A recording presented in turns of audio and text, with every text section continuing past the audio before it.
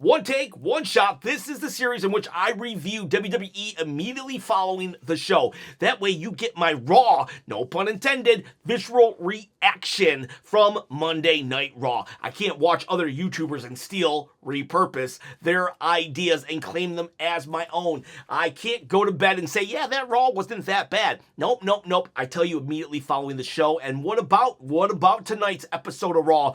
Was it not bad? No, it was good. Actually, no, it was great. Nay, I say it was amazing and awesome. Do yourself a favor. Stop watching right now. Come back later, though, because like the algorithm loves when somebody watches the entire video. But for real, go watch Monday Night Raw. This was an amazing, awesome episode. I cannot tell a lie. Good stuff here. This was maybe, dare I say even, was it the best Raw of the year? Very much enjoyed it. Very much a Raw after Mania feud. The main event, I mean, didn't really have a main event match, but it had a really good main event segment, and it opened great and amazing with John Cena. We had Javon Evans, really, like, this was like a coming out party for Javon Evans. Unfortunately, he did lose, so that means there are no NXT guys in that are going to be John Cena's final opponent. That sucks. I was really hoping for Oba Femi. We'll talk all about that. But yeah, no NXT guys, which does suck. But what doesn't suck is the fact that you can win an NXT title. That's right. All you got to do to win said title on said shoulder, I didn't say the shoulder yet, but now I'm saying the shoulder, on said shoulder, is comment below, subscribe to the channel, hit that bell notification, and you can win, ding, and you can win this belt right here. Not a toy. Might sound like a toy, but it's not a toy. Yeah, we'll talk Javon in a little bit. Let's talk, yes, okay, audio is working. Cool. Check. All right, so wish I could cut that stuff out. I don't know why I do that when I'm doing these one take, one shots. I actually do them on the other videos too. I just get to cut them out, but talk wrestling. John Cena comes out and I felt it. I started watering up, but then Dominic Mysterio came out and he interrupted. Thank God I didn't want to cry in front of everybody. Sports! But yeah, so Dominic comes out and he's like saying, he goats John Cena into a match. And John Cena's like, all right, let's go right now. I promised everybody a match. Let's do it. And Dominic is like, we're not doing that. Not here. Last week it was your hometown. We're going to do it in my hometown. San Diego Survivor Series. So John is like, fine, we'll do it in San Diego, but we're doing a match tonight. And then the Judgment Day come out. The rest of the Judgment, JD, Finn Balor, Dominic Mysterio, they start beating up John, and then boom, out comes Sheamus. Little random, not gonna lie that Sheamus came out. I know, we can always figure out a way to justify someone coming out, but it was a little random, not gonna lie. Rey Mysterio also came out. Rey makes sense, because Rey versus Dirty Dom. But yeah, so anyways, though, that is gonna be our 6-man tag match right there, and it was super fun. Time out. I have a Patreon channel too, by the way. If you want to support the channel, $5 a month, that would be great and awesome. Anyway, 6-man tag match, link down below. 6-man tag match, super cool. All three of them do the 10 beats of the Bowery, so 30 beats. We have everybody doing the 5 knuckle shuffle, so 15 knuckle shuffle. One of my favorite segment, or my favorite part of this match actually was, you had John Cena over here, Rey Mysterio over here, and Sheamus in the middle. Before they did the 15 knuckle shuffle, Sheamus grabbed John, put him in the middle, and then Sheamus went on the end. That is awesome and amazing, because John Cena did deserve to be the center of attention in his last match on Raw at Madison Square Garden. Much respect for Sheamus in doing that. Putting the spotlight where it belonged on John Cena. And at the end, and then they won. They did win, and it was really cool sequence of events. One time they all piled on John Cena to pin him, and Sheamus and Rey interrupted it. It felt like it was like very much a house show type match, but in a good way on TV. It really gave the crowd something to latch onto, just feel good about, and yeah, just absolutely loved it. And then at the end, there was this really cool moment.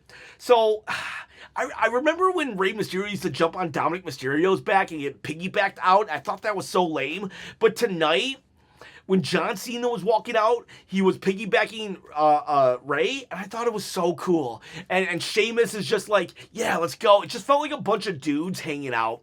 It really made me miss my old crew. Made me think about when I was like in my 20s with my old friend group that, well, you know, I'm 46. I have no friends now, and it made me remember that. And I'm thankful because I hadn't thought about those dudes in a while. And that's what it seemed like, just three guys hanging out. You know, just it was a really cool moment. And only 2 appearances left of John Cena now, right?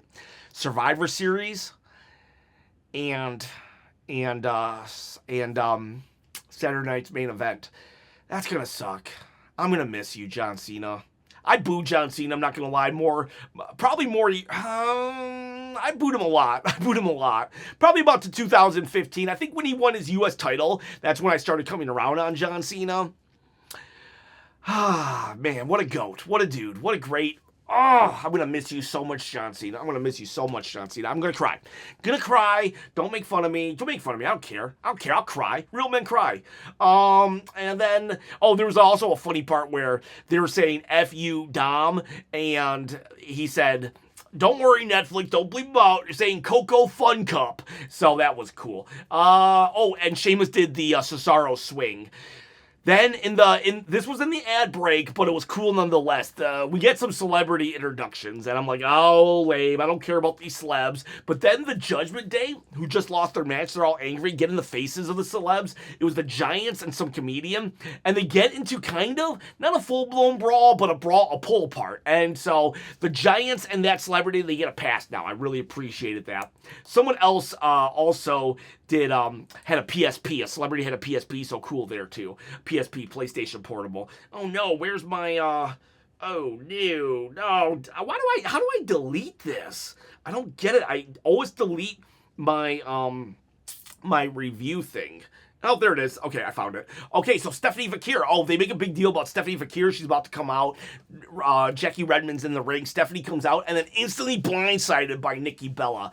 I will say that this beatdown should have probably been like a 2-minute beatdown because Stephanie Vakir had to sell just a forearm to the back of the head for a little too long, but that's a gripe. I would say that's maybe a medium gripe. Overall, the segment was really good.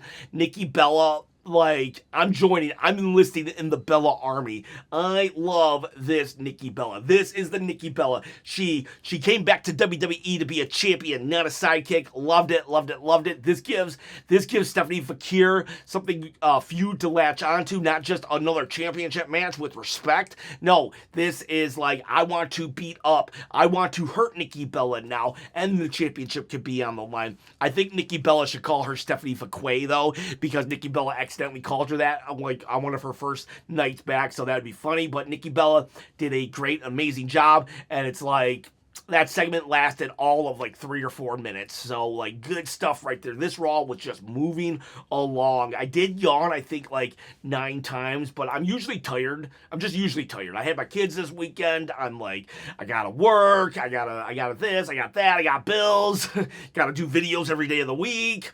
I did a Patreon video today. Anyways, so I'm usually tired. Anyways, Bayley refused Asuka. Asuka was like, hey, I'm gonna do you a favor. I'm gonna forgive you if you you can join me. And Bayley's like, no, I'm not joining you. And then Lyra's like, oh, cool, you did it. You're sane. And then Bayley's like, sane? What? Are you idiot? Let's go. So Bayley's still kind of here and there, but Asuka was funny and tried to get Bayley on her team. But I love that they, again, call back, Bayley, you made my friends betray me. So, I love that because they were part of Damage Control at one point together, and they all turned on Bayley. So I'm glad they're calling that back. Little story beats like that, callbacks are great and amazing. Then we go to Solo Sikoa versus mystery opponent Dolph Ziggler. I was happy that it was Dolph Ziggler, or I was happy for Dolph Ziggler. I really wanted Obafemi. I really wanted Trick Williams. I thought it was going to be Joe Hendry. Very surprised that it wasn't Joe Hendry, but we got Dolph Ziggler. I was happy for Dolph, though, for him to have one more match at Madison Square Garden. The dude is like very underappreciated by WWE itself and will definitely go down as a what if scenario. He has 2 world championship under his belt, but WWE never went all in on the guy. And his first world championship is pretty much a joke. It was handed to him and then he lost it like 8 minutes later.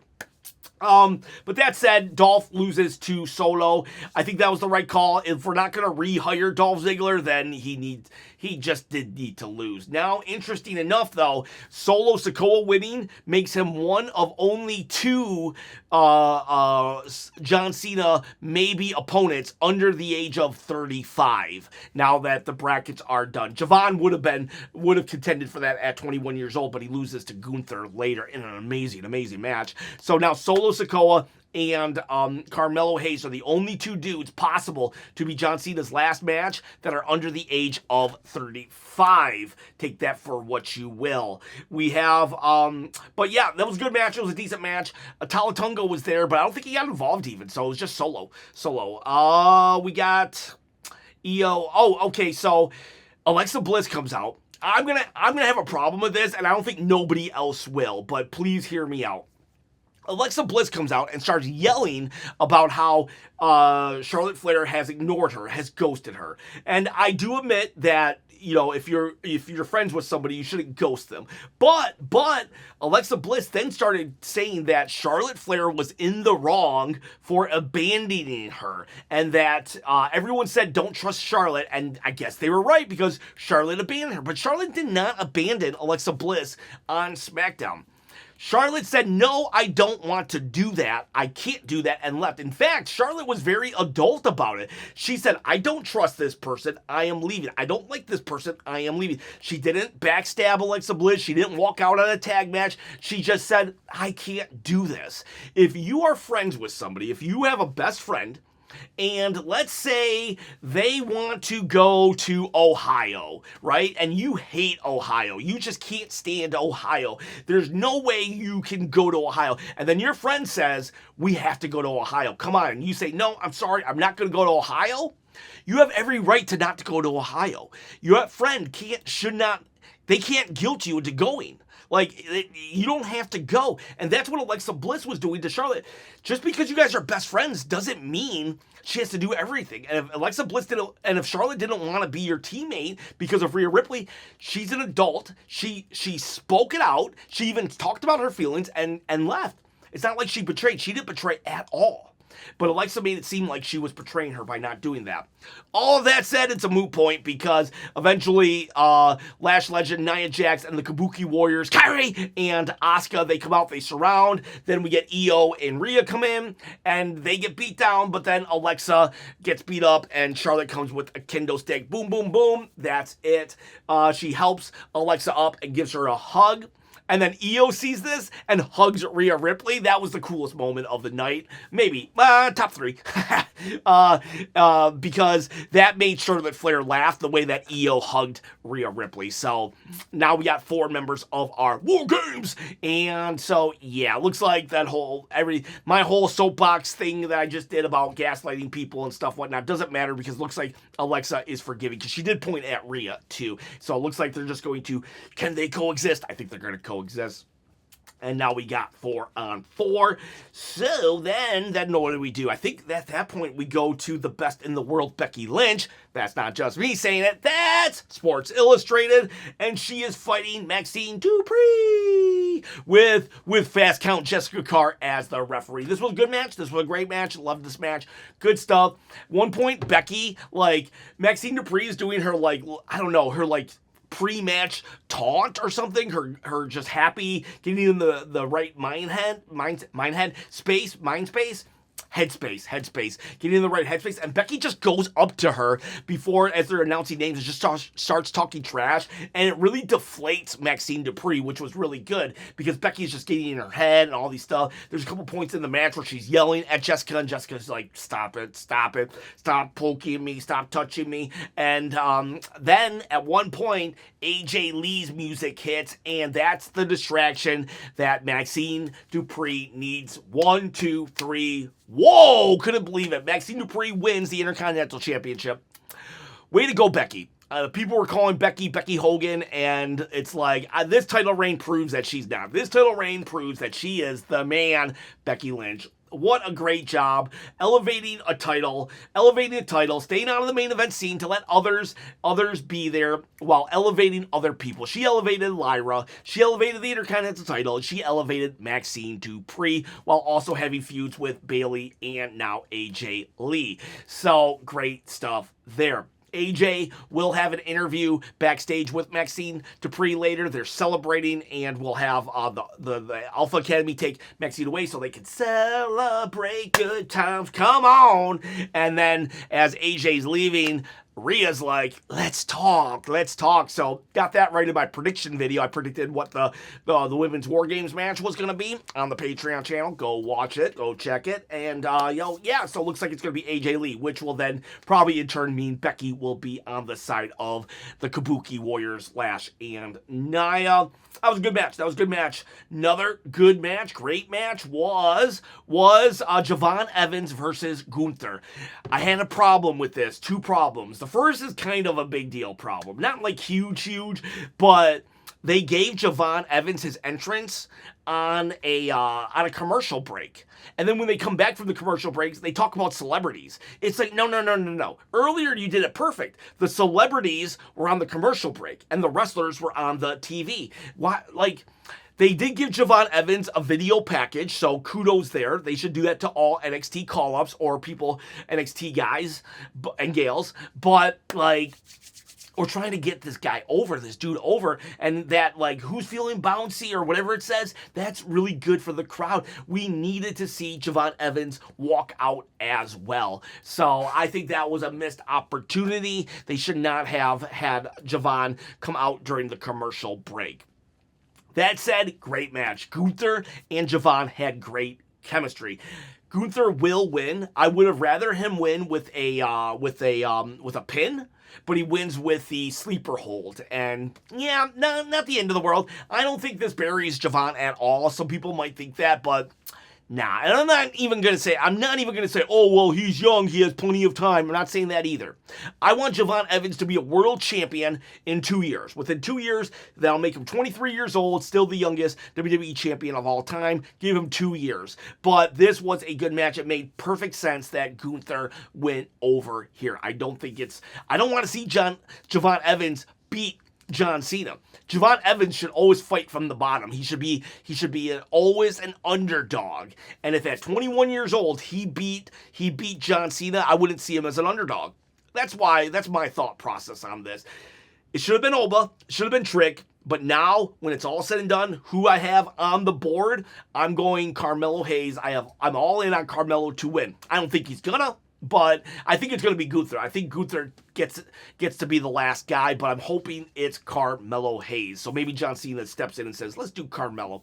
They even have a little bit of a history in NXT. So after that, but great match, really good match right there. I think then let's see. Okay, now we're at the final segment. We have the Vision. They come out. Drew McIntyre comes out. Paul says a couple things that he makes reference that he walked the Fabulous Freebirds to a Fabulous Freebirds to a WarGames match. That's insane to me. Paul Heyman's been a high, top-notch player since, like, the 80s. That, like, wow. Paul Heyman is such a goat of a manager.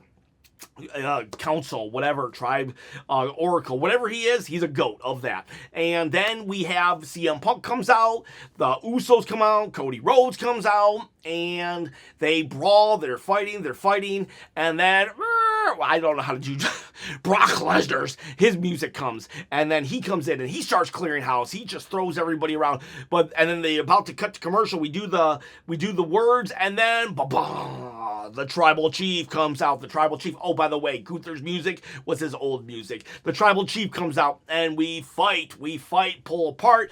It's funny. We will have Roman Reigns spear Brock and 2 police officers through the barricade, and it's just a pull apart brawl to end all brawls.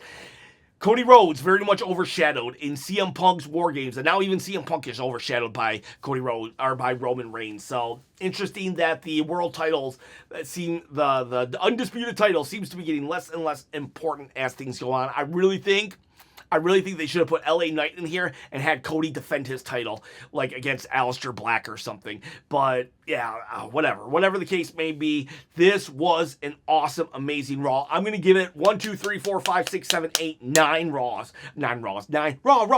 9 chops out of 10, and that's even like that's a high 9, like